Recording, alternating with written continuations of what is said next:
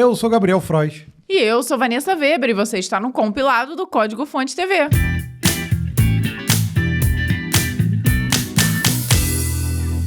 Seja bem-vindo a mais um episódio do compilado, onde a gente compila as notícias. Às vezes dá erro, às vezes compila de primeira. Mas a gente sempre faz isso regado a café, e café é do Código Fonte, é claro. E nós estamos nessa semana de número 231, que contempla as notícias de 17 de janeiro até o dia 23 de janeiro. Agora diz pra mim, Gabriel, para que as pessoas possam se deliciar com este incrível café do Código Fonte, como elas fazem para comprá-lo, Gabriel? Ah, sim, ó.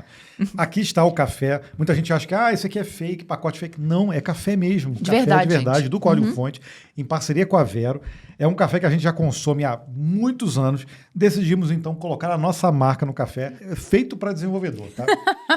Aqui atrás, na Você vai embalagem, ver. a gente explica certinho, tá? Tá? Porque em conjunto com a Vera a gente teve até esse cuidado, tá? Além de selecionar o café, nós selecionamos até a fonte que tá escrito ali atrás do pacote. Então foi tudo personalizado com carinha de dev. Tudo tem o nosso dedo aqui no café, menos no próprio café, tá? Ah, não, é Ele higiene, tá limpinho, gente. o café tá tudo certinho. Fiquem tranquilos. Mas se você quiser saber mais sobre o nosso café, qual é o aroma, que tipo de café que é, o preço para você poder adquirir, toda a história por trás disso, tá lá em café.códigofonte.com.br, tá? Já foi testado com o Javeiro, com a galera do Node, com a galera do Rust, com a galera, cara, de várias linguagens, tá? Estamos ainda testando com o Ruby, ainda não temos os resultados finais, tá? Estamos à procura de desenvolvedores Ruby para a gente ter certeza de que aumenta a produtividade também nessa linguagem. O Mano Davin já tomou e já gostou. Já, então já. A gente já pode falar assim. Eu sei assim, que ele trabalha com Ruby, principalmente. Não sei ainda se é a linguagem principal dele.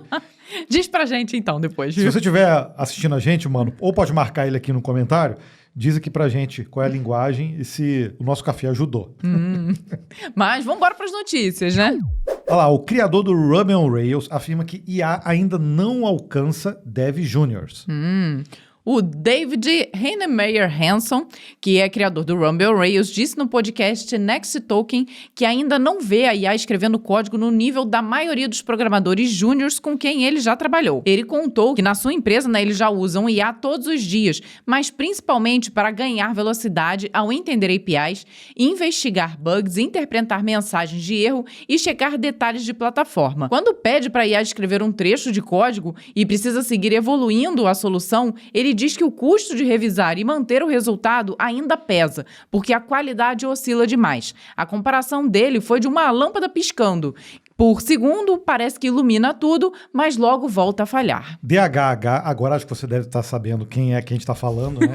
Porque ninguém chama ele de David, né? Colocou esse ponto no contexto do que está acontecendo dentro da 37 Sign-Ons, que é a empresa que ele cofundou, que lançou recentemente o Fizi. É um app de organização inspirado em Kanban. Ainda não testei, vou testar.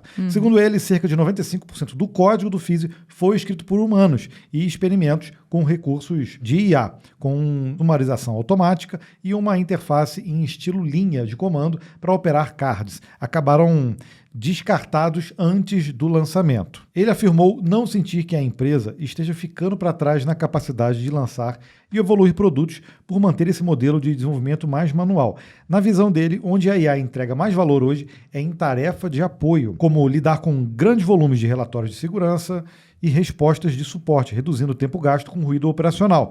Ainda assim, ele disse não enxergar evidências de que um SaaS consiga cortar metade do time e acelerar apenas com o IA, embora reconheça resultados fortes em agentes como o Sidekick da Shopify. Bom, acompanhei o podcast, não consegui escutar ele todo ainda, mas achei bem interessante e ele tem essa visão bem clara de que não vai trazer aquele potencial gigante que as pessoas estão falando, né? Já tem empresa falando de 90% do código sendo gerado por IA. A gente já até discutiu aqui um pouco o que seria isso, porque afinal de contas, o autocomplete com o IA já está ali para te ajudar e isso pode ser considerado escrito por IA? Então, a galera que desenvolveu o Cloud Code já disse que 90% ou até mais já foi desenvolvido com IA. O próprio Cloud Code, né? Desenvolvido com IA. E isso é interessante da gente ver esses contrapontos, porque nenhuma visão dessas sobre o uso de IA vai ser a bala de prata. Sabe por quê? Porque cada um tem uma realidade, cada um tem uma experiência prévia. Não estou dizendo que ele não tem experiência suficiente para usar IA de uma forma performática. Acho que sim. Mas dependendo do tipo de problema que ele esteja resolvendo, pode ser que realmente não esteja conseguindo resolver da melhor forma ali, naquele momento. Mas em nenhum momento do podcast ele também desmerece o uso de IA, tá? Porque de jeito nenhum, quando a gente condensa isso numa notícia, parece que realmente ele desdenha, mas não é isso. Ele reconhece os ganhos que estão sendo feitos, mas ele não enxerga justamente aqui, um SaaS grande, conseguiria detonar metade do time ou até mais para colocar por agentes. Acho que eu também tenho um pouco dessa visão dele. Eu acho que isso realmente não vai acontecer. Agora, produtos pontuais, isso realmente, coisas que realmente dão para automatizar e que dá para você colocar para um agente criar pedaços e ir iterando, eu acho que isso realmente já é uma realidade, tá? Mas tudo tem a sua limitação. Assim como o Dev Júnior tem a sua limitação, o agente de IA vai ter a sua limitação, o Sênior vai ter a sua limitação. A gente achar que é bala de prata e que isso implementando em qualquer lugar, em qualquer situação, de qualquer forma, sem técnica, sem engenharia, vai conseguir o mesmo resultado. É mentira, não vai. Falha em recurso de pareamento afeta milhões de fones Bluetooth. Afetou você aí? Por enquanto o meu ali está conectado ainda. Eu acho que você pode ter te afetado, você não está nem sabendo. Né? Pesquisadores aí do Grupo de Segurança Computacional e Criptografia Industrial da Universidade KU Leuven, aí eu não sei dizer direito, né? Que fica na Bélgica, identificaram uma falha de segurança em um recurso de pareamento rápido usado no Android, que pode permitir escuta e rastreamento de fones de ouvido Bluetooth, sem que o usuário perceba. Sinistro, vazamento de Bluetooth. A vulnerabilidade apelidada de Whisper Pair explora o processo de conexão inicial e permite que um atacante se associe ao dispositivo de áudio de forma invisível, enquanto o fone continua funcionando normalmente para o usuário.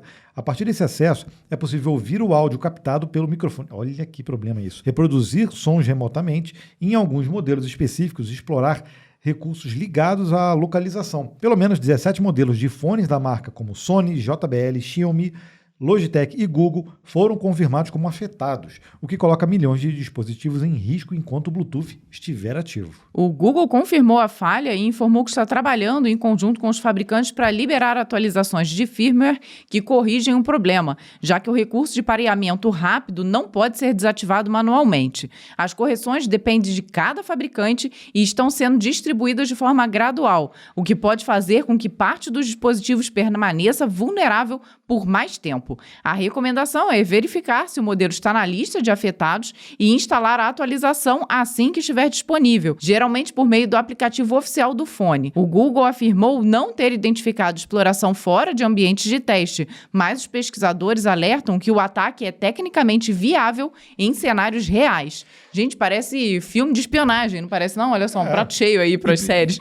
E pelo que vi aqui, é bem tranquilo de se fazer, não é algo super, ultra... Não, parece que é algo realmente que dá para fazer. Cara, basta querer. Basta alguém querer. Assim, olha, vamos atacar, fazer esse tipo de coisa, vamos.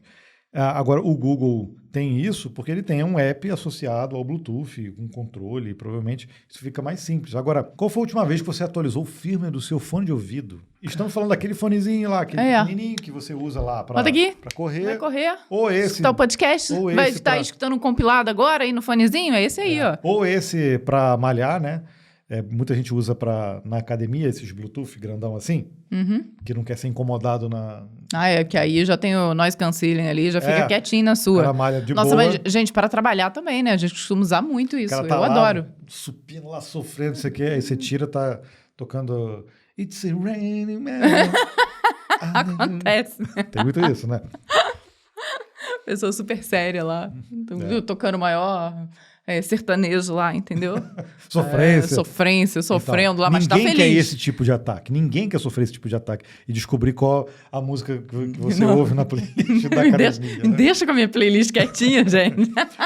Agora, não tem problema nenhum se você estiver na academia aí, tá malhando, tá lavando sua louça, tá escutando o compilado. Aí tudo bem, pode hackear, tá tranquilo. Tá liberado. É até bom que isso aumenta a audiência. Não, melhor não, gente. O meu, eu não é nenhuma dessas marcas aqui, mas eu tenho fone uma dessas marcas aqui. Vou ver como é que é o processo para atualizar o firmware. Olha, gente, o meu é um Sony velho de guerra, que eu gosto muito, funciona maravilhosamente bem. Eu nunca atualizei ele, olha. Foi o primeiro da lista. Foi o primeiro da lista, exatamente. Gente, tem o quê? Mais de 10 anos aquele fone ali. Ferrou, Gabriel. O meu tá ruim. Ferrou. Estamos escutando tudo que eu tô na minha playlist ali. Agora vamos falar de outra coisa, completamente diferente, tá? Cloudflare adquire equipe do framework Astro. Nossa, Cloudflare... Inusitado essa. Inusitado, né? Pegou ali a equipe inteira na aquisição do Astro Technology Company, que é a equipe responsável pelo desenvolvimento do framework open source, que é chamado de Astro, obviamente. Com a operação, os criadores do projeto passaram a integrar a Cloudflare como funcionários, enquanto o framework JavaScript segue o código e o desenvolvimento aberto e sem exclusividade com a infraestrutura da empresa. No anúncio, a Cloudflare citou o uso do Astro por marcas como a Unilever, Visa e a OpenAI em sites orientados a conteúdo, destacando o foco do framework em páginas rápidas, limpas e com carregamento eficiente, fatores diretamente ligados a desempenho e visibilidade em mecanismos de busca. Segundo a empresa, parte do diferencial do Astro está em reduzir a dependência de JavaScript na renderização inicial, entregando apenas o código necessário para exibir cada página no navegador. O framework popularizou a Island Architecture em 2021, que combina páginas geradas em HTML com pontos específicos de interatividade no cliente, modelo que depois foi estendido ao servidor com as chamadas Server Islands. A Cloudflare reforçou que o Astro continua compatível com diferentes frameworks de UI, permitindo o uso de componentes de React, Vue e Svelte, e afirmou que já utiliza o framework em documentação, sites institucionais e landing pages. Em post assinado por Free Scott, criador do Astro, e Brandon Irvine Broke, ele não está quebrado não, tá? É B-R-O-Q-U-E. Gerente de produto da Cloudflare, foi dito que a incorporação da equipe permite acelerar o desenvolvimento do framework e manter o apoio a contribuições open source por meio do Astro Ecosystem Fund, sem divulgação de valores ou termos financeiros. Não sei se vocês repararam, esse tipo de aquisição de um produto open source, teoricamente, né, de um produto open source, que eles mesmos são usuários, são clientes, da mesma forma que aconteceu aí com o Tailwind, que também é um produto open source, tinha lá a parte paga, tem a parte paga, mas se viu numa berlinda sem grana por conta de projetos de inteligência artificial. Quantas empresas já estão se beneficiando do Tailwind hoje e o quanto a própria Cloudflare se beneficia também do Astro, e eles veem como essencial. Tipo, olha, se o Astro hoje resolver parar, a gente vai ter um problema sério aqui. Porque com o tempo, todas as tecnologias que a gente vai utilizando no dia a dia, você vai gerando uma dependência grande. E a partir do momento que a Cloudflare, uma gigante, que é bilionária aí, ela está em cima de tecnologias que podem sofrer aí com interferências, para mim, na minha visão, faz sentido ela fazer esse movimento. O que você acha? Eu concordo. A gente viu isso acontecer agora bem recente com o BAN. E também foi um pouco disso, né? Pô, o pessoal da Anthropic, que estava ali utilizando tanto o BAN, que resolveu meio que, entre aspas, comprar o BAN. Na época a gente já comentou, vou comentar aqui de novo a respeito disso. Eu vejo com bons olhos, porque é uma forma de manter o projeto. A princípio, todos os projetos continuam ali funcionando exatamente no mesmo termo, então continua sendo open source, free para quem precisar usar, mas eu acho que é uma forma da empresa ali direcionar o desenvolvimento para o que ela precisa também, porque é inevitável você imaginar, pô, se a Cloudflare está precisando de algo muito específico e o Astro agora está debaixo da asa dele, é claro que o pessoal vai ser direcionado para onde a Cloudflare tá precisando, né, daquela necessidade. E isso provavelmente vai acontecer com o BAN também. E isso não é prejudicial para marcas que, como a gente falou, Unilever, Visa, OpenAI, que se beneficiam, né? Se você utiliza o Astro, se você utiliza React nesse caso foi até por uma fundação já, né? Mas se você utiliza isso, em princípio não tem problema nenhum. Agora, por que eu estou falando isso? Porque eu já tive experiência de empresas que compraram outros, compraram os projetos, compraram os produtos e simplesmente ela decidiu descontinuar. Por quê? Porque ela tinha outros interesses lá na frente de falar assim, olha, o produto é bom, mas aí o que a gente quer é a base de clientes. A gente não quer continuar com o projeto. Não é o caso aqui, tá? Eu só estou citando um exemplo, porque quando acontece uma aquisição de uma empresa maior por uma menor, o primeiro momento é, nossa, vai ser excelente, vai ser E muitas vezes o objetivo por trás, ele só aparece depois. Aí a gente pode ver isso aí muito, acontece muito na indústria de bebidas, né? Aparece uma marca de suco diferente, com uma pegada diferente. Você fala, cara, quando você vê, vai lá as grandes e nhec, come aquele mercado. Aí das duas, uma, ou porque o produto é bom demais e ela quer realmente levar aquilo para mais gente, ou então simplesmente porque ela quer acabar com a concorrência, né? Então vem cá que vão continuar aqui com o meu, esquece esse daqui. Eu tenho certeza que aí na sua cidade você já viu acontecer isso, nós já vimos também acontecer várias vezes. Todo mundo que sabe, já sabe muito bem disso, né? Que isso acontece nessa indústria de bebida. E o ChatGPT começa a exibir anúncios e amplia ali a verificação de idade. Anúncios é ruim, necessariamente? Não. Mas isso é um aviso. É um aviso de que... Eu vou ler a notícia aqui, calma, tá? Mas é um aviso de que quem utiliza de forma gratuita vira o produto, né? Essa é a máxima da internet aí, né? A OpenAI vai começar a testar anúncios no ChatGPT nas próximas semanas. Já tem print já mostrando. Então acho que já começou já. Inicialmente nos Estados Unidos, para usuários logados na versão gratuita, lá, tá vendo? E do plano GPT Go. Ah, tá. É o plano ChatGPT Go, que é esse mais baratinho que já chegou aqui no Brasil também, tá?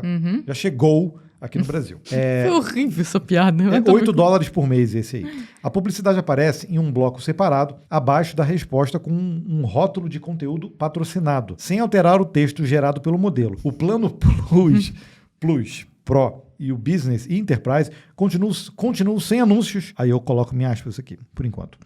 A empresa disse que não vai compartilhar conversas com anunciantes e que os anúncios serão exibidos só quando houver um produto ou serviço relevante para a consulta, com a opção de desativar personalização. Vamos pegar aqui, desculpa, a gente vai. E limpar os dados usados nesse processo. Ou seja, eles garantem que não vai usar nenhum contexto, nem do chat atual e nem de outros para utilizar. Contexto não, porque eles vão usar porque vai estar contextualizado no que você está vendo, mas que eles não vão compartilhar aquilo com a empresa responsável. Como que eles vão trazer um anúncio sem contextualizar?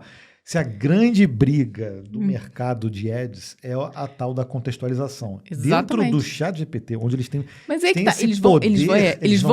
Eles vão usar, mas não vão compartilhar aquele dado com outras pessoas. Só eles e você que vão saber. Não, e os anunciantes. Porque então, eles precisam contextualizar. Bom, mas aqui eles estão falando que não. Não me pergunta como eles vão fazer isso, não sei. Também afirmou que não exibirá anúncios por contas identificadas como menores de idade e que temas sensíveis como saúde mental e política ficarão fora dessa primeira fase. Dias depois, o CEO do Google, DeepMind, afirmou que a empresa não tem planos para implementar publicidade no Gemini no momento. A criadora do ChatGPT, né, também anunciou a implantação global de um sistema de verificação por previsão de idade. O modelo avalia padrões de comportamento e dados da conta para estimar se o usuário pode ter menos de 18 anos. E, nesse caso, migra a conta para uma experiência mais restrita, com proteções adicionais para reduzir a exposição a conteúdo sensível. Se o adulto for classificado por engano, poderá recuperar o acesso completo mediante verificação de identidade por meio de selfie. A mudança foi apresentada em meio à pressão por proteção a crianças e adolescentes e ao plano de liberar um modo adulto no ChatGPT, previsto para o primeiro trimestre de 2026, que estará disponível apenas para usuários com idade verificada. Se vai ter modo adulto, obviamente, tem que ter certeza de que quem está acessando é adulto. Então, é super sensível fazer essa validação de uma forma correta. Porque esses dias o Roblox está fazendo validação também, porque foi desativado, né? O chat do Roblox, não sei se você está sabendo essa notícia. Ele está liberado de acordo com a idade ali, né? Só com a idade. Só quem pode usar é com a idade. Cara, tem vídeo de criança com canetinha pintando barba e passando na validação. Olha só. De selfie, de idade. Brincadeira, né? Seria cômico se não fosse trágico, né? Brincadeira, isso. Verdade. Mas vamos voltar aos anúncios aqui. Vamos voltar aos anúncios. Enfim, a questão de restringir por idade é realmente necessário. Não tem jeito, como vão fazer, existe como burlar, infelizmente vai ter sempre ali alguém maior que está disposto a criar uma conta para quem é menor acessar, e isso daí já acontece sempre, desde a época que o maior ia lá comprar cerveja para o menor que ia beber. Então, é difícil de conseguir conter isso, mas é preciso existir uma barreira para que isso seja contido de alguma forma. É o mesmo problema quando eu era criança e ia comprar cigarro para minha mãe.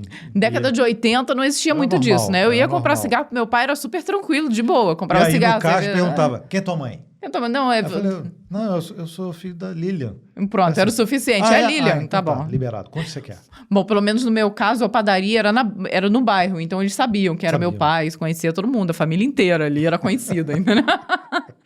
Pois é. Agora, com relação aos anúncios, cara, a gente já comentou, né? Não tem jeito, não existe almoço grátis. E acho que a forma que eles têm de monetizar, de algum jeito, é colocar anúncios. Como isso vai ser feito é que a gente ficou brincando aqui, porque realmente a mágica do anúncio na internet é ele estar extremamente contextualizado. Diz aqui que eles vão utilizar o contexto, mas que ao mesmo tempo eles não vão dividir o que está ali com o anunciante. Então, como isso vai ser feito? Não sei, o anunciante o quê? Vai ter que colocar isso lá no ChatGPT, com a OpenAI de alguma forma, e a OpenAI que vai fazer esse filtro. Não, agora eu vou mostrar isso. Agora eu vou mostrar aquilo. E não tem mais nenhum tipo de contexto. Não sei. Pois é, e o ChatGPT, assim como o Google, o pessoal usa para qualquer coisa. Uhum. Né? Então, poxa, uma desilusão amorosa, a pessoa pede uma dica ali. Uhum. Eu tô com um problema num código, pede uma dica. Pede uma dica. Deu tô problema. Com a unha encravada, pede uma dica. Então, as pessoas acostumaram a usar todos os dias. A gente que é técnico, a gente usa, assim, pelo menos eu uso de uma outra forma. Eu uso uma forma mais profissional. Raramente eu uso para coisas pessoais, assim. Eu acho que, para mim, não convém, tá? Não sei como você encara isso. Para mim, não convém. Agora, realmente, se eu peço para o ChatGPT falar sobre mim, ele fala realmente bastante coisa. Ele já está bem contextualizado, mesmo a gente usando de forma mais profissional. É até engraçado, porque realmente, como eu uso muito profissional, ele só traça o meu lado profissional, ele não traça muitas outras coisas, se você não. mandar ele traçar o teu perfil pessoal, ele fala assim, nossa, você só quer saber de trabalho. Nossa, você é uma pessoa muito estudiosa, tá sempre antenada com as notícias, com tudo que tá acontecendo. É assim que ele traz. Ele cai e anda pro fato de eu, sei lá, ser mãe. Nada disso entra porque eu não utilizo, né? E isso aqui acaba caindo também no mesmo caso das plataformas de streaming que estão extremamente irritantes com os anúncios. Muito, muito, muito. Dona Prime tá dose. Nossa, pior só a Disney. Mas a gente assiste menos. Mas a Prime tá bem ruim mesmo de conseguir acompanhar, às vezes, uma série. Às vezes é intervalo de 45 minutos. Por exemplo, 45 minutos, segundos, calma, não chegou a tanto ainda, gente. Vários anúncios. Um dia pode ser, né? Vários anúncios, aí você pensa, eu tô na TV aberta. Não, eu já tô, nossa, tô sentindo falta da TV a cabo já, daqui a pouco. A TV a cabo já tava assim, né? E extensões maliciosas espionam usuários no Chrome, Firefox e Edge. Você já não falou disso, não? Déjà vu? Ou são outras extensões? Pois é, né? Vamos continuar a notícia pra gente descobrir. Pesquisadores de segurança da LayerX identificaram uma nova onda de extensões maliciosas de navegador que atingiu mais de 840 mil usuários no Chrome, Firefox e Edge. Então sim, Gabriel, é uma nova. Conhecidas como Sleeper Extensions, são extensões que agem de forma tardia. Essas extensões ficam disponíveis por meses ou até anos sem apresentar comportamento suspeito, muitas vezes oferecendo funções legítimas, como tradutores, bloqueadores de anúncios, downloads de vídeos, entre outras ferramentas simples. Em um segundo momento, após atualizações silenciosas, elas passam a executar código remoto, monitorar hábitos de navegação e coletar dados sensíveis, incluindo URLs acessadas e interações do usuário. A campanha Ghost Poster envolve dezenas de extensões diferentes, publicadas por contas distintas, mas com padrões técnicos semelhantes, indicando uma operação coordenada e contínua. Com certeza. Provavelmente essas extensões não saíram de uma única fonte, né?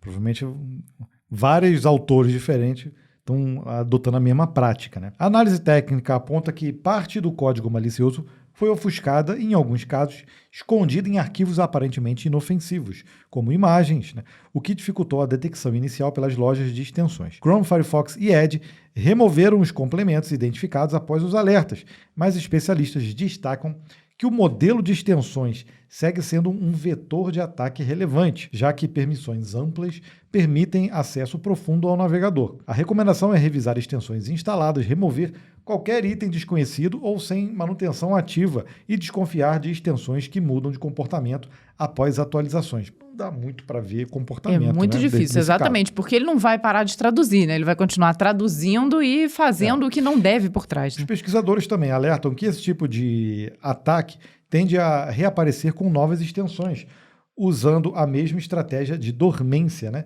para escapar de revisões automáticas. A lista de extensões pode ser verificada no relatório divulgado pela empresa. Complicado demais isso, né? Porque agora não basta você olhar uma vez, você tem que de tempos em tempos ficar percebendo se a sua extensão não resolveu mudar de time, né? Ó, e eu tô olhando aqui algumas dessas extensões, ó. Coisas que provavelmente você cairia, tá? E eu também. Aqui, tem uma chamada Adblocker. Tem uma chamada YouTube Download. Tem uma chamada Translate Selected Text with Google. Tem uma chamada Full Page Screenshot. Ou seja... Olha só. O Google Translate in Right Click. Esse aqui tinha bastante download, inclusive. Aí você vai olhar, tá funcionando. Puta, é isso que eu precisava pra minha vida. E aí, quando você vê... Em algum momento ela começa... Porque sabe qual é o problema das extensões?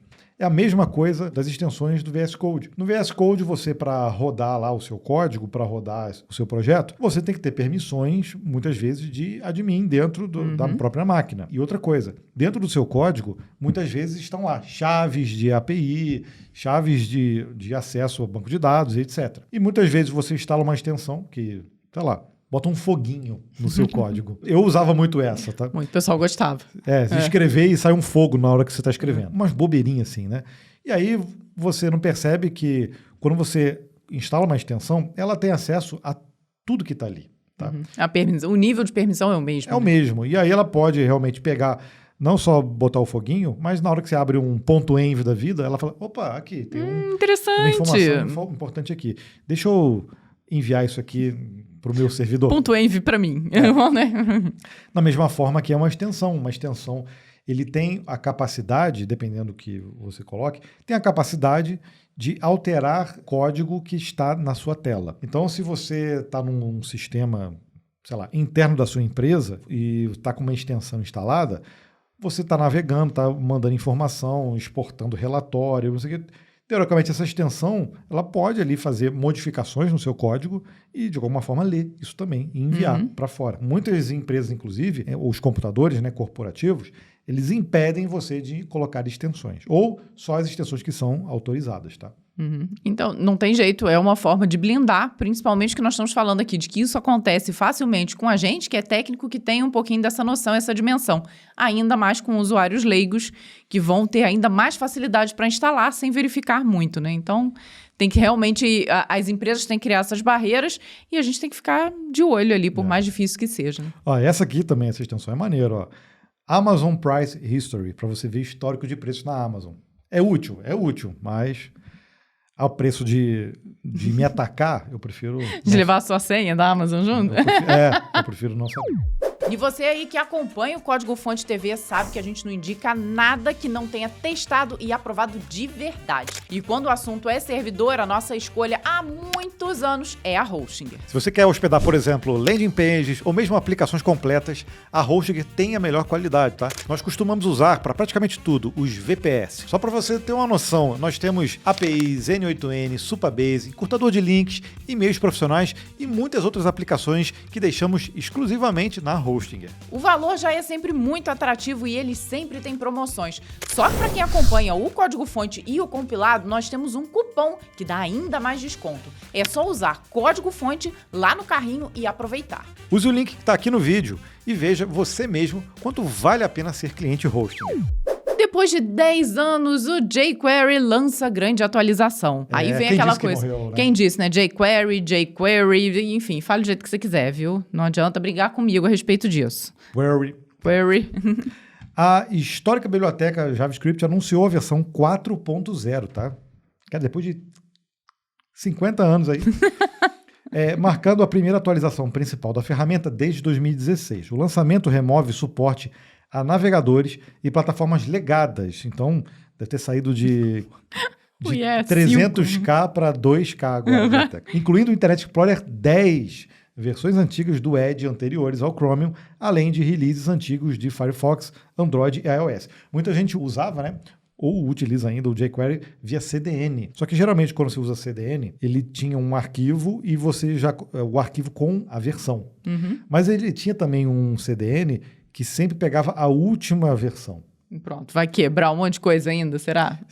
Se você desenvolveu para IE10 na época aí, e usava esse CDN, se ele tiver ativo ainda, não sei, né? Pode ser que ele atualize para a versão 4 automaticamente, e aí, ó... Já era.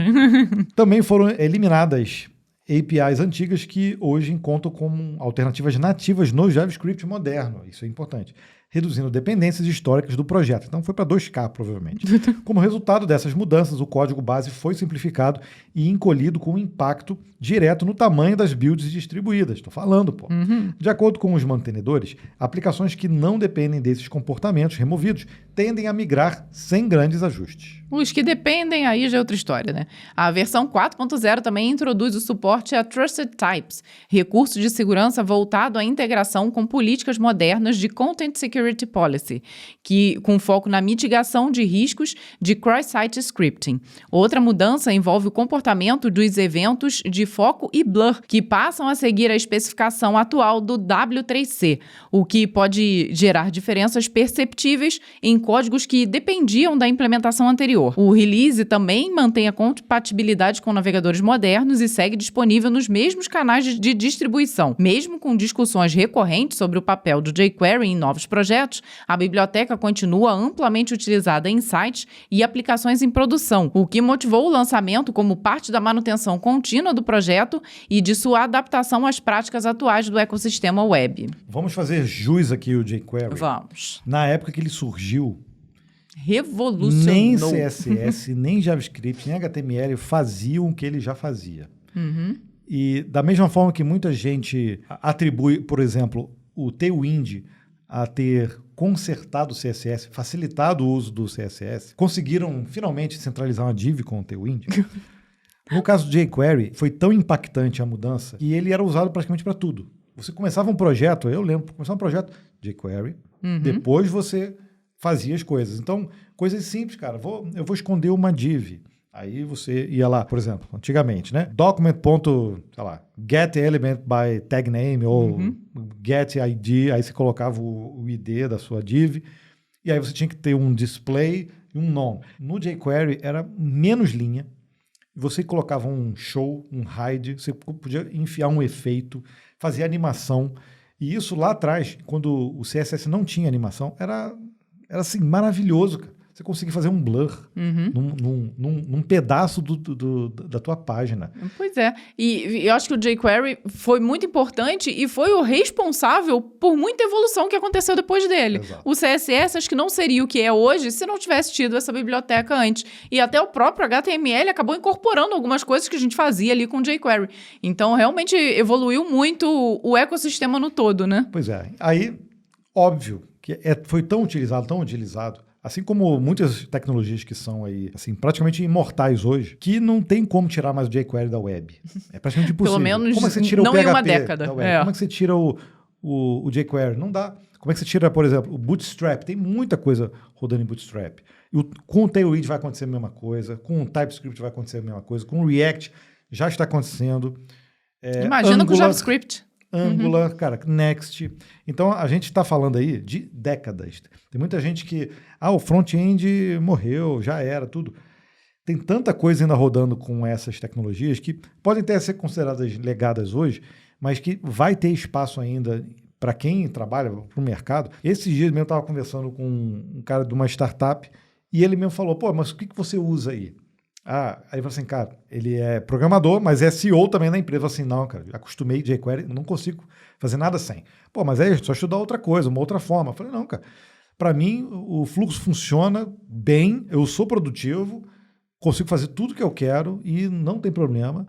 E, cara, agora com uma atualização dessa, diminuindo ainda mais o tamanho e aumentando a compatibilidade, aí mesmo que ninguém vai largar. Isso quer dizer que é ruim, que é bom, que é melhor, que não é... Se você olhar hoje as especificações, vai estar tudo moderno, né? Uhum. E vamos combinar, né? A gente tem esse preciosismo de falar, não desenvolvo com esse framework, com isso, com aquilo. Cara, pro usuário final, ele não tá nem aí. A partir do momento que você entrega algo que está funcionando para ele, que é o que ele deseja, o que tá por trás para ele não faz diferença nenhuma, não é verdade? Isso aí. E malware que mira ambientes Linux foi criado com a ajuda de IA. Aí, usando pro lado mal. Né? O Void Link, que é o malware para Linux, que já havia sido citado, né? A gente citou no compilado passado, quando foi identificado pela primeira vez, voltou a chamar a atenção após novas análises apontarem o uso intenso de IA em seu desenvolvimento.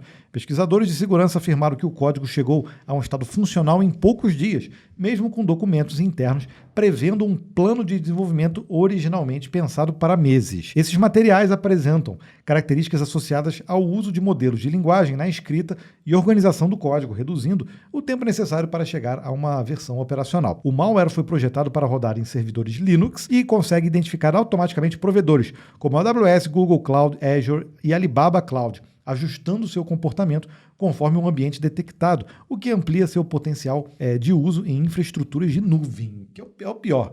Não é usado no nosso computadorzinho, não. É usado lá. Quando você vai fazer o deploy aí. Os documentos de planejamento associados ao projeto, escritos em chinês, descrevem cronogramas, divisão de etapas e diretrizes técnicas e apresentam características comuns a textos produzidos por modelos de linguagem, mesmo sem indícios claros de que uma equipe grande por trás do desenvolvimento. A análise também aponta a presença de múltiplos módulos como loaders, deploys e mecanismos de persistência, além de técnicas voltadas à evasão e operação discreta em ambientes corporativos. Até o momento, não há confirmação de ataques ativos em larga escala, e o Void Link é tratado como um framework ainda em evolução, possivelmente preparado para o uso direcionado ou comercialização futura. Bom... É um malware ou não é?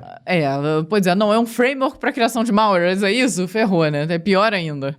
Não, o Void Link é um malware em si. A gente falou na semana passada ou... Acho que foi na semana passada. Semana passada, Então, ele tem um comportamento dentro de plataformas de nuvem, tá? Então, é preocupante porque muitas vezes vai passar desapercebido, muitas vezes vai estar ali... Às vezes, se você usa container, por exemplo, vai problematizar ali, ou vai dar um problema num container e num outro não, vai funcionar a mesma instância com coisas diferentes. Não sei realmente como ele é propagado desse jeito. Agora, você vê o nível de desenvolver um negócio com IA que se comporta de forma diferente, se ajusta o comportamento dependendo da nuvem que ele tiver. Eu lembro que nós falamos a respeito dele, né, no último compilado, e que ele tem essa característica também de que quando ele parece ser descoberto, ele mesmo se esconde, ele mesmo se apaga, então fica ainda mais difícil de identificar, né? E aí vamos ver, e o pior de tudo, ainda está em desenvolvimento. Mais uma vez, a gente reforça que a área de segurança, já falamos disso na semana passada, estamos falando de um código-fonte direto, né, sobre isso.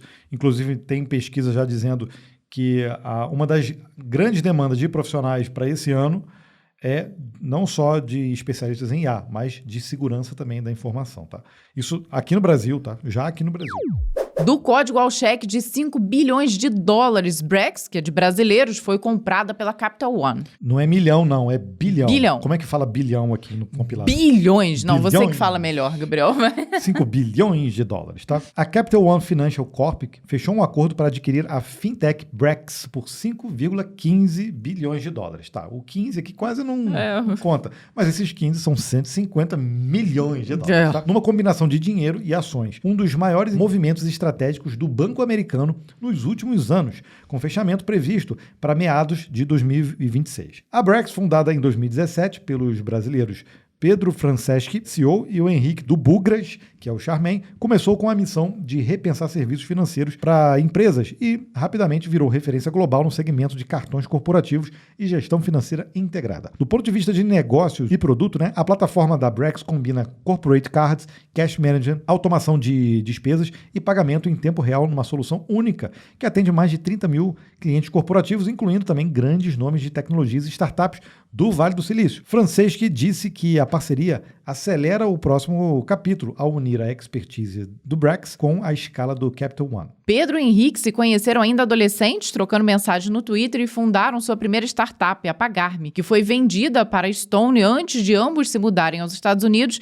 e largarem Stanford para a criação da Brex. Fontes de TechStack mostraram que a Brex usa linguagens como JavaScript, Python, Kotlin, SQL e frameworks como React no desenvolvimento de interfaces e APIs. A empresa tinha cerca de 1.200 funcionários globalmente e em 2024, com times distribuídos em engenharia de software, dados, segurança e infraestrutura, e tem contratado ativamente talentos na América Latina, dos Estados Unidos e do Canadá. A Brex integra tecnologia de ponta com produtos financeiros complexos, usando API-Driven Design, automação e serviços modulares para oferecer uma experiência sólida tanto para startups quanto para grandes corporações, não é à toa que foi vendida aí por 5 bi. O movimento do Capital One sinaliza que modelos Tech First e Fintech continuam atraindo grandes instituições financeiras e que a engenharia e a cultura técnica da Brex foram fatores decisivos para o sucesso dessa transação. Bom, sem dúvida, né? E esses dois aí, o Pedro e o Henrique, os caras sabem fazer negócio. São né? os caras, não? Não é à toa. A Pagar.me realmente foi na época de... Dá para dizer que eles eram adolescentes realmente, né? Uhum. E quando se mudaram, criaram uma nova startup. Isso foi notícia em vários lugares, todo mundo falando sobre isso. Falando, pô, será que eles conseguem replicar isso num outro ambiente muito mais competitivo, cheio de negócio? Os caras inovaram. Conseguiram com louvor. Com louvor, novamente. A gente já assistiu, a gente comentou uma vez aqui, o próprio Pedro, em uma das entrevistas, elogiando os desenvolvedores brasileiros. Eles contratam muitos devs brasileiros lá, tá? E dizendo que não perde para nada, assim, em termos tecnicamente. Obviamente é um brasileiro, ele vai puxar sardinha, mas... Não, mas o que é isso? É um brasileiro com visão de mundo ali, né? Trabalhando numa empresa com 1.200 funcionários de vários lugares do mundo. Então, ele puxa sardinha pra gente, porque nós somos bons mesmo, né? Se não fosse bom, não tava ali com um valuation desse tipo, né? Então, a gente puxou essa notícia aqui para mostrar como tem gente boa aqui no Brasil, também criando negócios lá fora. Então, parabéns ao Pedro e ao Henrique. Conseguiram mais uma vez, se provaram. Eles são prodígios realmente. E a gente tem que usar isso como modelo. Sabe? Para criação de negócio, geração de valor, tudo que a gente tem aqui, e a gente costuma falar de fintech, né? Muitas startups aqui no Brasil da área de fintech se dão muito bem, porque a gente já tem um histórico de tecnologia nessa área de finanças bancárias muito grande, né? E levar esse tipo de coisa que a gente tem para outro lado do mundo não, para cima, né? Vamos dizer, para cima, né? Para a América do Norte, com certeza isso dá bom. Então a gente tem muito espaço ainda. Não é à toa que muitas empresas como Nubank e o Inter agora também, o Inter está com o processo de abrir, né? Acho que ou já abriu, a IPO lá nos Estados Unidos, e o Nubank também. Então, eles terem operações nos Estados Unidos mostra como a gente aqui é forte nesse setor e a gente consegue exportar essa tecnologia para fora. Pois é, né? O sistema financeiro aqui do Brasil é muito robusto e invejado por muitos outros países. Então, realmente, a gente tem muito conhecimento aqui para exportar. E o Wikipedia fecha acordos com empresas de IA. Aí, tá vendo? Ó, será que tá tarde, será, para o Wikipedia? A Wikipedia anunciou a ampliação de acordos com empresas de inteligência artificial para permitir o uso estruturado de seu conteúdo no treinamento de modelos. Movimento que marca os 25 anos da enciclopédia e reflete mudanças profundas na forma como a informação é consumida na web. As parcerias envolvem empresas como Amazon, Meta, Microsoft, Perplexity e Mistral AI. E a OpenAI não está aqui, não? Pois que passam a acessar dados da enciclopédia em formato e volumes adequados para treino e uso operacional. Antes era só scrapping, né? Agora eles exportam um JSON para ele. A Fundação Wikimedia afirma que o objetivo não é vender controle editorial, mas estabelecer regras claras para um uso que já ocorre em larga escala. Aí, tá vendo? Especialmente diante do crescimento acelerado de bots que consomem conteúdo diretamente dos servidores da plataforma. De alguma forma, ela está tentando também se proteger, né? Porque vira quase que um ataque de DDoS. A popularização de chatbots e assistentes baseados em IA alterou o comportamento de navegação ao entregar respostas diretas, sem redirecionar usuários às fontes originais, o que impacta a visibilidade, doações e custos de infraestrutura. O fundador, Jimmy Wales, defende a cooperação com empresas de IA desde que haja compensação justa pelo uso intensivo do conteúdo e respeito ao modelo colaborativo do projeto. Apesar do avanço de iniciativas baseadas em IA generativa voltadas à consulta de informações, como o Perplexity e o Grokpedia, que entregam respostas diretamente a partir de múltiplas fontes, a Wikipedia continua sendo uma base estratégica para reunir informações revisadas por humanos em larga escala. Para a organização, os acordos fazem parte de uma tentativa de garantir sustentabilidade no longo prazo, mantendo a enciclopédia aberta enquanto se adapta a um cenário em que as IAs passam a intermediar grande parte do acesso ao conhecimento online. É o que rola. Se você faz a busca no ChatGPT, em algum outro lugar, eles vão buscar fonte na internet. Todos já estão fazendo isso, né? Inicialmente não tinha isso. Eles usavam a própria base do que já tinha no modelo treinado. Agora, o modelo de pensamento profundo, ele precisa ir na internet. Dá uma pesquisadinha na internet. Pesquisar vários endereços. A gente já falou sobre isso, que 60% das buscas do Google, por exemplo, já mostram um resumo ali do Gemini. Não geram cliques, Não gera clique mais para o Google. É zero clique. É o zero click search, que eles estão chamando. Por conta disso. E isso, com certeza, diminui o acesso orgânico, podemos até dizer o acesso humano às páginas, para mudar para o acesso via inteligência artificial. Não sei se a gente já falou isso. Se você tem um site, por exemplo, e o seu DNS está na Cloudflare, ele tem um serviço agora para você bloquear os bots de IA para fazerem esse acesso. Ou você controlar isso de alguma forma, tá? Por quê? Porque estava rolando de acesso indiscriminado, principalmente o Wikipedia, esses sites que são referências, provavelmente é o primeiro da lista lá de hierarquia que esses sites acessam. E aí isso causa problemas de performance, tudo. Não são pesquisas orgânicas, né? Aquilo ali, às vezes, é para gerar um resuminho de um pedaço de alguma coisa, de uma pesquisa maior. Eu brinquei aqui de ataque DDoS no meio do caminho, mas na época que a gente falou a respeito desse recurso novo da Cloudflare, foi até o termo que ela utilizou mesmo. É como se alguns pequenos sites estivessem sofrendo um ataque, porque é tanta pesquisa ao mesmo tempo que não dá conta. Então, o serviço fica realmente comprometido. Fora isso, a gente também acaba pensando no que a própria fundação da Wikipedia fala aqui, né? Como você manter quem está ali fazendo a curadoria daquele conteúdo. Então, isso daí, com o tempo, a gente vai ver como é que vai ser a adaptação, porque manter só a IA funcionando nisso não vai dar muito certo. Né? Na notícia diz, tentativa de garantir sustentabilidade no longo prazo. Mas aí eu digo o seguinte, se a Wikipedia... Eu não sei o percentual de acessos que estão vindo hoje por IA, mas se ela simplesmente bloquear, ela usa Cloudflare, ela diz, não quero mais. O que acontece com essas pesquisas? Vão para outro lugar. Vão para outra fonte. Essas fontes vão ser melhores, piores? Nesse caso, a gente está falando da Wikipedia, que é uma referência. Você gostando ou não, né? Tem essa curadoria humana. Não, né? Então, se ele simplesmente desligar, ele fala assim, não deu certo, vamos desligar. Acabou a Wikipedia. Ou eles bloqueiam o GitHub. O GitHub agora não pode ter acesso mais via IA. Só quem usar o da OpenAI, por exemplo, ou o Copilot. Aí você consegue usar o Wikipedia como fonte. E aí, o que vai rolar? Complexo. Tá? Tem projetos que vão conseguir se adaptar, tem outros que não. Falando aí da Tailwind também, que foi por conta de algo nesse estilo. E vamos a mais uma vulnerabilidade, dessa vez no GitLab, que permitia contornar a autenticação de 2 fatores. O GitLab publicou atualizações de segurança para corrigir múltiplas vulnerabilidades que afetavam. Então, corrigiu tanto a Community Edition quanto a Enterprise Edition, que incluiu uma falha crítica que permitia burlar a autenticação em 2 fatores. O problema ocorre quando o invasor já possui o identificador de credenciais de um usuário, né, e o que possibilitava o login sem a exigência do segundo fator, mesmo com a autenticação ativada. Então, aí, falhou um if ali, né? A vulnerabilidade recebeu pontuação elevada de severa e afeta versões específicas das séries 18.6, 18.7 e 18.8, antes da aplicação dos patches. O risco é considerado especialmente relevante em ambientes corporativos, onde a autenticação de 2 fatores costuma ser uma camada central de proteção para contas com acessos de repositórios, pipelines e outros dados sensíveis. Então, o problema todo aí é isso, né?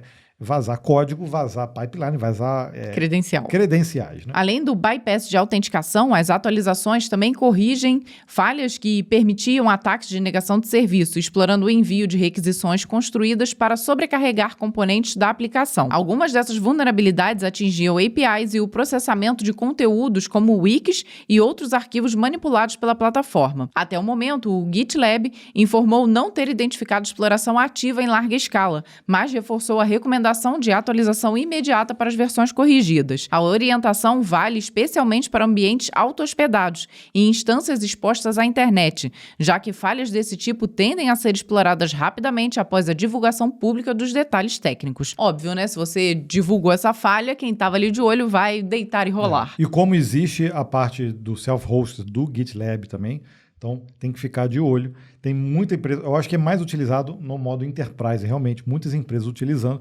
Eu cheguei a usar por uma época, o primeiro que eu usei não foi o GitHub, tá? Foi o Bitbucket, e depois eu usei numa época o GitLab, e aí realmente, para quem utiliza o self-hosted, tem que ficar de olho. Assim como a gente falou do N8N, do Node também, que tem que atualizar, isso aí não tem jeito. Atualizar firmware, que a gente falou de fone de ouvido, é sacanagem. Ninguém faz, né, gente? Putz, grilo. Porque senão você vai ter que pegar todos os eletrônicos e ficar validando o firmware de Nossa, todos de cada os eletrônicos um deles. que tem. Já era. Acabou a sua vida. Aqui tem a luz, tem o celular, tem o gravador, tem esse microfone. Esse microfone atualiza toda hora. Cada vez que pluga ele no computador, ele atualiza. atualiza. Aqui tem firmware. Tudo que a gente tem firmware. Até a lâmpada agora tem firmware. Ferrou. Então, fica difícil. A gente vai ter que contratar um updater. Firmaker. Um firmware updater para poder fazer essas coisas dentro de casa. É realmente difícil, né? Mas o que é relevante, a gente traz aqui para fazer, tá? Esse de fone de ouvido, cara, eu não sei. Atualiza aí, mas eu não sei nem como é que atualiza o meu. Diz aqui para mim, diz aqui nos comentários, com curiosidade, quantos fones de ouvido tem na sua casa? Tipo, Bluetooth, é o que a gente falou na outra notícia. Né? Quantos deles você já atualizou? Então faz aí um depara, tipo 2 de 3, 0 de 5, né? Tipo, não atualizei nenhum e tem 5 fones. Diz aí pra mim. Eu tenho 3 fones aqui que uso. A Vanessa tem o de... Eu tenho 3 também. O nosso filho... Não, tem 2, nunca atualizei o nosso nos filho 2. mais velho aqui, cara... Tem 2. 2 nada, que ele usa um velho. Ah, não, tem mais um, 3. Só o novinho que não usa. Então, só aí já é uma tarde. É uma tarde de sexta atualizando o filme, né? De fone, né? Então, ficar por dentro disso tudo é muito complicado, né? Tudo bem, mas de qualquer forma, se você tem a versão do GitLab aí, então é esse daí você precisa atualizar, tá? Nesse caso aí, pode. Eu autorizo. E vamos na semana do Código-Fonte. Tivemos 2 vídeos e estamos preparando vários outros vídeos aí para o canal, tá? Então fique ligado. Se você não é inscrito no Código-Fonte, cara, só lamento, tá? Por você. Se você não é inscrito aqui no compilado, aí você vai levar uma bronca séria, porque você já está assistindo o vídeo do compilado, né? Porque às vezes você nem sabe que esse aqui é um canal diferente do canal do Código-Fonte. Então preste atenção, é o compilado, é outro canal, se inscreve aqui também. Não, se inscreve nos 2, tá? Claro, não, é que eu já tô assumindo que ele já é inscrito lá, entendeu? Então aí se inscreve aqui. Mas o primeiro vídeo nós trouxemos aqui que o Vibe Coding venceu. Foi uma provocação. Foi. Tá. Uma provocação com ninguém menos do que Linus Torvalds. Então, por isso que foi uma provocação incrível, não? Já dizia, né? Assim, o problema não é usar o Vibe Code, o problema é você usar o Vibe Code. Né? Não é ele. O Linus não tem problema. Não. Ele sabe o que ele está fazendo em qualquer linguagem, né? Mesmo no Vibe Coding. Pois é. E o outro vídeo foi justamente do Absolute Path. Estamos aí no 3º episódio, vamos para o 4º. E dessa vez a gente trouxe algumas estruturas de dados. Não vou dar spoiler, tá? Não. Que é o canivete suíço das entrevistas técnicas.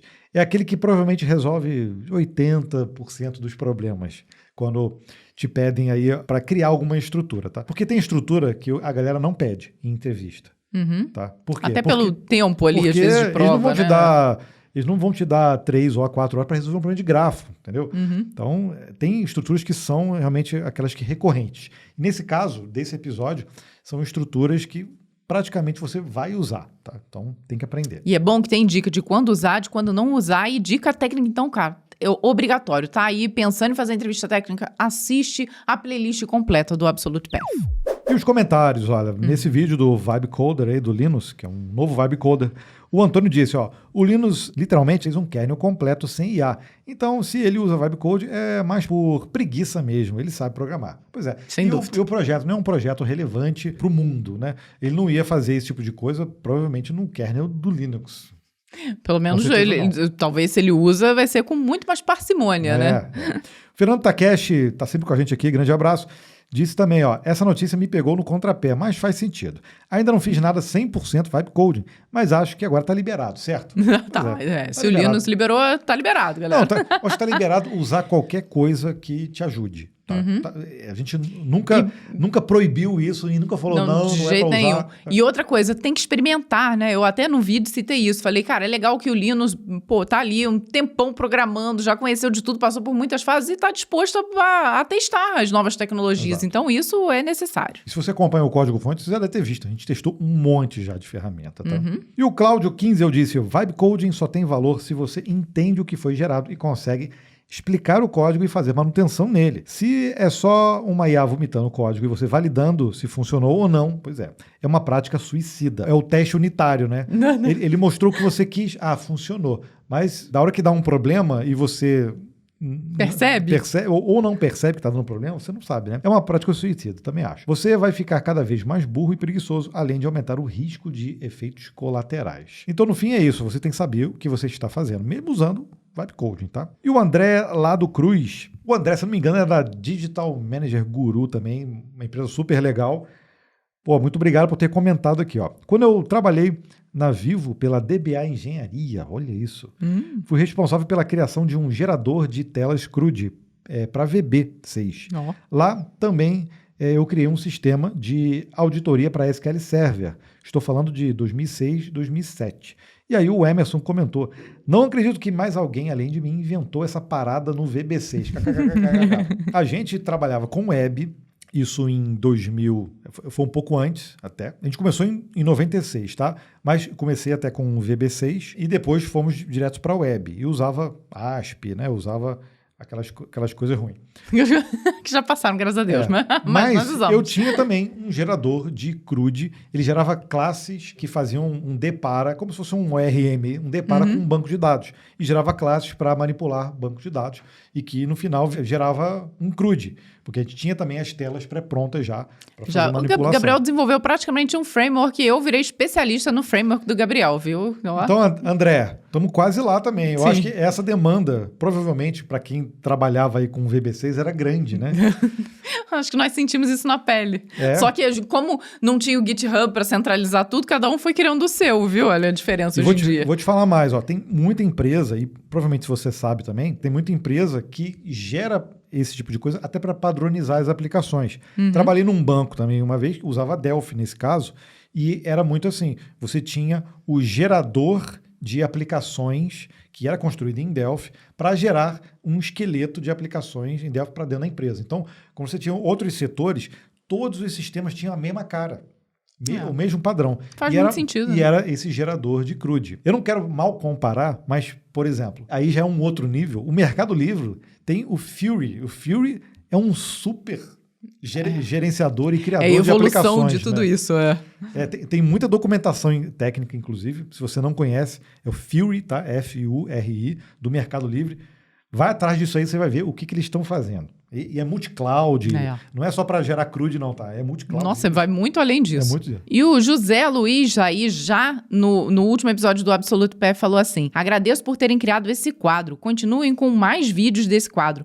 Está sendo uma grande oportunidade de conhecimento e aprendizado. Que bom, viu? Essa foi a intenção sempre do Absolute Path. E a gente fala mais uma vez, o Renzo, ele tem muita experiência para trabalho no exterior, trabalhou em várias empresas aqui no Brasil e ele passou por muitos processos seletivos, mais de 60, que ele falou com a gente, né? E com certeza ele tem muita experiência nessa área, não só nisso, mas em negociação de salário, networking e etc. Então a gente vai trazer muito mais conteúdo aí dentro do Absolute Path. E o Renan Duarte disse, obrigado pelo conteúdo, pessoal, está top. Gostaria de deixar uma sugestão e também um pedido. Se possível, né, inserir mais elementos visuais. Pode ser rabiscando mesmo em rascunho no estilo do Augusto Galego. Ajuda bastante no entendimento. Então, até respondi ele. Realmente, o Galego tem feito bastante conteúdo. Ele coloca no YouTube, mas coloca também no LinkedIn. E ele até ele coloca como... É o programador que explica programação no Paint, né? Então, ele faz as coisas, cara... super top. Vamos ver se a gente consegue também trazer esse tipo de interação também para os vídeos do Absolute Path. E no nosso mini curso de Markdown, a Fefe Garcia, né, falou assim, conteúdo muito bacana. Aproveitei que estava querendo aprender a escrever readmes e esse mini curso foi muito útil. Parabéns pelos conteúdos de grande qualidade. Muito obrigada. Poxa, que legal. Só avisando que tem uma playlist, 2 nossos mini cursos, tem de Git, tá? Tem muitos outros lá para você ir lá, tem de SQL. Então, vai lá na playlist dentro do canal do Código Fonte. São cursos aí de 45 minutos, uma hora, tá? Para você poder entender um pouco mais, né, de cada tecnologia. O Fábio disse no vídeo, onde a gente falou do Tailwind, né, na semana passada, ou retrasada, dependendo aí de quando você estiver assistindo, acompanho sempre as atualizações e novidades trazidas por vocês. Parabéns, gosto demais. Ainda bem que teve um final feliz, pois era justamente a minha opinião. Grandes empresas apoiarem o projeto. Parabéns também aos apoiadores. Sucesso a todos. E a gente já trouxe mais notícias essa semana sobre coisas assim, relacionadas também à IA, que precisam ter uma compatibilidade ali com os projetos, né, da continuidade dos projetos. O Pagoto Dev disse, talvez uma saída seja realizar o financiamento de features para a comunidade e também ativar a monetização via Cloudflare, onde é possível verificar que a IA está consultando e cobrar essa consulta. Então, eu não sei se eu não olhei a fundo essa funcionalidade nova para ver se realmente você consegue simplesmente bloquear, desbloquear ou cobrar. Será que dá para fazer? Vou dar uma olhada nisso. Além de bater na porta da galera grande que usa para poder ajudar o projeto. Também acho que foi isso que, sem querer, ele fez, né? Inclusive, é o que a gente falou nesse episódio, a Cloudflare aqui comprando a Astro e etc, né? O Gabriel disse também nesse vídeo, ó, achar que a IA está substituindo pessoas e tornando negócios como a Tailwind e a Wikipedia redundante é a parte mais preocupante. Então, não substitui nada. Ela literalmente se alimenta dessas fontes. No momento que o Tailwind, Wikipedia e outras fontes massivas de conteúdo acabarem, a IA vai junto. Pois é, ela vai se manter desatualizada, né? Essa é o medo que todos têm, né? O que foi treinado lá, ela vai manter. Tanto é que tem IA ainda, se você não colocar ela para conectar na internet e perguntar a data, ela não sabe a data de hoje, ela não consegue nada. Então, muitas das dependências agora dessas IAs mais modernas é o acesso em tempo real aos endereços, à internet. Não tem jeito, né? Sem acesso. Você pega ali, que nem antes, quando a gente começou a usar o ChatGPT, ele tinha uma data limite, né? O treinamento tá até aqui. Cara, não tem como você manter isso para frente. A gente precisa de atualização, precisa de acesso à atualização de agora, né? E o Didico disse, ó, que dupla fera, o cara parece o BRKS Edu. Obrigado pelo conhecimento. Pois é, já falaram isso antes. É o BRKS Edu que parece comigo, eu sou mais velho. Me respeite. Mas muito obrigado aí pelo comentário. Sim. E o Cebolinha, né, falou num dos cortes aqui do compilado. Se a IA de hoje foi treinada em cima do que as pessoas escreveram no passado e o povo parou de escrever, a IA do futuro vai ser treinada em cima do quê? Pois é exatamente o que nós estamos falando aqui. Existe aí o reforço de treinamento. Para algumas áreas tem funcionado, para outras não. Aí dá para bater o martelo. Não dá certo, dá certo, é o futuro, não é o futuro? O que acontece, Cebolinha, é que já virou esse gráfico. O conteúdo gerado por IA já é maior que o gerado por humano. Então, na minha opinião, estão cagando a internet. Já tinha problemas lá, já tinham coisas ruins, já. Mas todas essas décadas de internet, a gente alimentando esse monstro de conteúdo humano, agora virou. Agora, cara, agora é tudo por IA. Aonde isso vai dar? Estamos aguardando cenas dos próximos capítulos. A Daiane disse, se o YouTube não recomendar, eu vou atrás.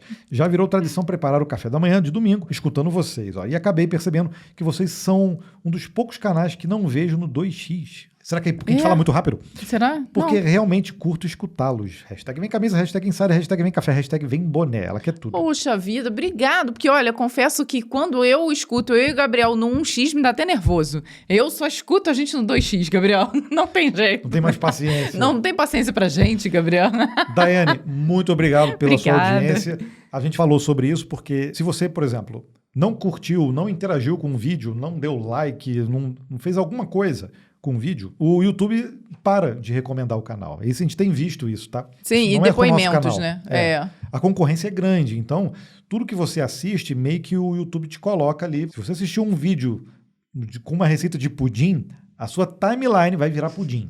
Certo. Só gordices. Pudim e acessórios de pudim. E aí, se você, na semana seguinte, não assiste pudim, ele vai te tentar empurrar outra coisa. Tipo, bolo de cenoura, essas coisas assim. Bolo de morango. Você assim, não, peraí, eu quero pudim. Ah, mas você não assistiu um vídeo de pudim numa semana. Então ele para. Então é mais ou menos o que acontece com a gente. Se você nos abandona aí, desse lado aí, o YouTube para. E aí vai parecer que a gente parou de produzir. E é mentira. É mentira, nós continuamos aqui. É firmes e fortes, viu? E por mais que pareça, a inscrição é muito importante, tá? Ser inscrito é importante. Agora, a interação aí, o like e o comentário. Que aí prova que você está realmente ativo ali naquele canal, que você continua gostando daquele canal. Então, assistir o tempo todo, então essa retenção no vídeo é importante, mas essa interação também é. E além do mais, se você comentar aqui, você ainda concorre ao sorteio. Então, só vejo benefícios. E o Couto Dev disse, estou me tornando um programador pragmático graças a vocês que fizeram um vídeo sobre o livro um tempo atrás. Muito bom mesmo. Temos que continuar essa série. Sim.